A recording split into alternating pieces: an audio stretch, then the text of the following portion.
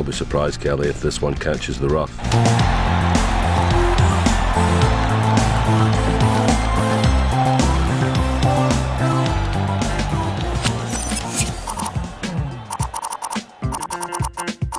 Welcome to today's event. A star-studded field of the greatest golfers in the world is assembled here in what is sure to be a terrific day of golf.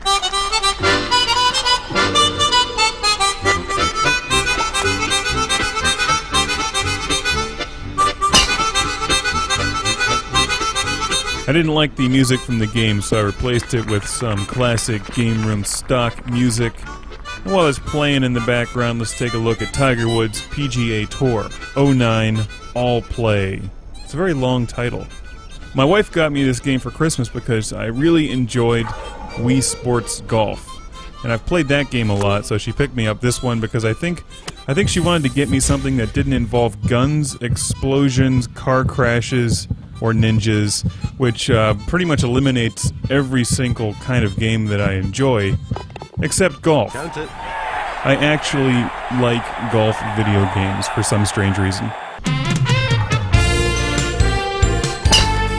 You'll be pleased with this. Maybe it all started with Ninja Golf for the Atari 7800, which combined golfing and ninjas. That game really needs to be remade. Anyway, I'm not sure what the deal is with golfing games. Maybe it's just that at times I'm not in the mood to surgically annihilate hordes of enemy spacecraft. He can't be too happy with bogey there. This is a long par 5 reached into by only the longest hitter. A player. I believe he's got this ball headed towards the sand. Sam, that ball got a good kick and found the fairway. But there's just something relaxing and addictive about golf. And I don't go golfing very often in real life. However, I became very fond of Wii Sports Golf and the way the game uses the Wii controller. Now, EA's Tiger Woods 09 is a completely different game than Wii Sports Golf. And I'll cover this in 2 parts because it's actually pretty complex, whereas Wii Sports Golf was a pick-up-and-play game. This one gives you many, many more options and details on how to play the game. Well, that's what you call being...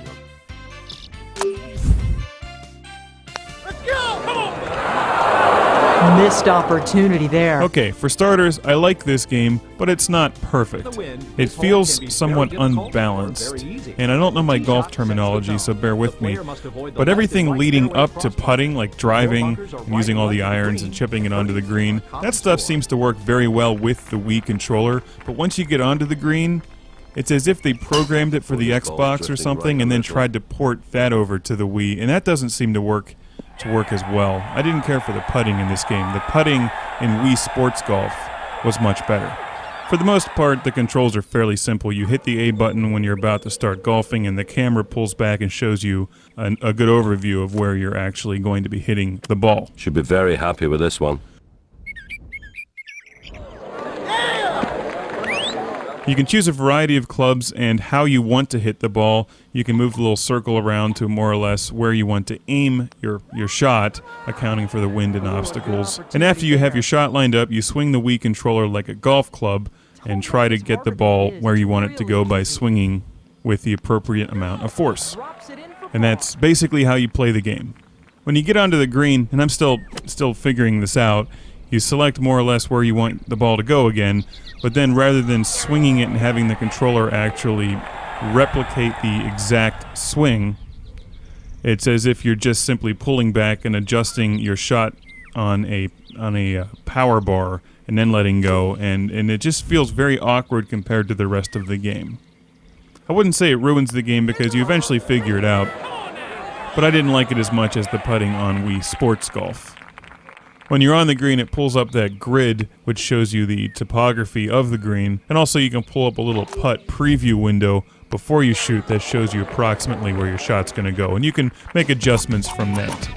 The character creation in the game is a lot of fun, and they give you many options on how to actually create yourself or just a fictional character. You can dress your character in a variety of outfits, and you win money throughout the game playing in tournaments or in practice modes. And you can also unlock different articles of clothing, some of which give you enhanced skills or luck or accuracy, and you can also buy yourself better clubs and golf balls and pretty much everything that you'd expect.